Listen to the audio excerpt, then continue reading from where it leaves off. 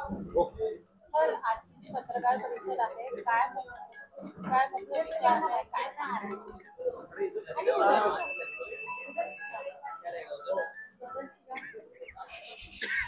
Okay. आजच्या या पत्रकार परिषदेचा मूळ विषय जो आहे तो महाराष्ट्र शासनाने जी ॲक्युपंक्चर चिकित्सा पद्धतीला मान्यता दिलेली आहे आणि शासनाने महाराष्ट्र ॲक्युपंक्चर चिकित्सा पद्धती अधिनियमान्वये परिषदेला जे कॉलेजेस सुरू करायची परवानगी दिलेली आहे त्या कॉलेजेस संदर्भात विद्यार्थी आणि पालक यांच्यामध्ये जनजागृती निर्माण करणे, 12वी उत्तीर्ण झालेल्या विद्यार्थ्यांना जास्तीत जास्त विद्यार्थ्यांना या चिकित्सा पद्धतीच्या अभ्यासक्रमास प्रवेश घेण्यास प्रवृत्त करणे हा प्रामुख्याने आपला हा उद्देश आहे। त्याचबरोबर या चिकित्सा पद्धतीचे फायदे काय आहेत ते जनमानसापर्यंत पुरवणे हा या आजच्या पत्रकार परिषदेचा मुख्य उद्देश आहे। उपचार संदर्भात पण हे उपचार जे आहेत ना ते प्रत्येकाला उपचार करणं होत नाही असं मला वाटत नाही, कारण की पूर्ण संपूर्ण कॉस्टली असतात ना नाही नाही मला वाटतं असं अजिबात नाही आहे।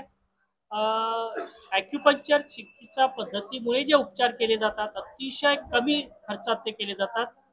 आपल्याला दुसऱ्या चिकित्सा पद्धतीचे ज्या तपासण्या किंवा इतर गोष्टी आहेत त्याच्याही पेक्षा कमी पैशात हे सगळे उपचार केले जातात। अतिशय स्वल्प दरात केली जाणारी ही उपचार पद्धती आहे, त्याच्यामुळे घरोघरी ही चिकित्सा पद्धती पोहोचणं आवश्यक आहे। आणि जे आज त्यांचे मेडिकल बिलाचे मोठमोठे त्यांचे आकडे आहेत ते ह्या चिकित्सा पद्धतीमुळे अतिशय कमी होणार आहेत।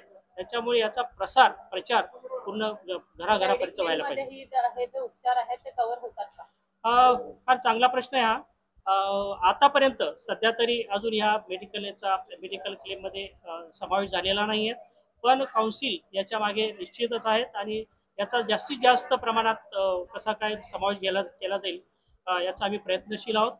तरीही जरी शासनाने मान्यता दिली नसली तर काही हॉस्पिटल्स या चिकित्सा पद्धतीवर जे उपचार केले जातात त्यांना ते रिम्बर्समेंट मिळते आहे। आजची जी पत्रकार परिषद आहे त्याच्यापर्यंत आम्ही जाणार आहोत।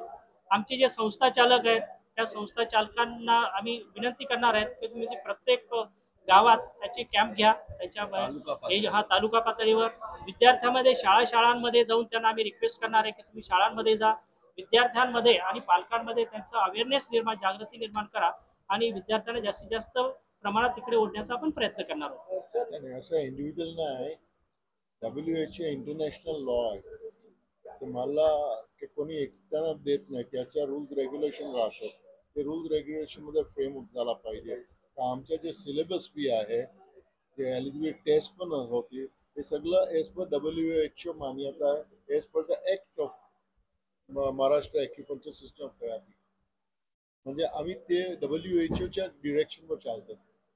त्या थोडक्यात ऍड करायचं झालं तर आपल्या नाही त्याच्यात मी सांगतो तुम्हाला की सरांनी जे सांगितलं, आपला जो महाराष्ट्र ॲक्युपंक्चर चिकित्सा पद्धती अधिनियम आहे 2015चा त्याच्यामध्ये स्पष्ट उल्लेख आहे की परिषदेने WHO नॉर्म्स प्रमाणे सिलेबस तयार करावा, त्याचे MSR तयार करावेत आणि तो चालवावा। त्यामुळे परिषदेने WHO नॉर्म्स लक्षात घेऊन आपण हा सुरू केलेला आहे आणि त्याला आरोग्य विज्ञान विद्यापीठाने मान्यता दिली आहे। म्हणजे हा WHO ने मान्यता दिलेलाच अभ्यासक्रम सुरू आहे।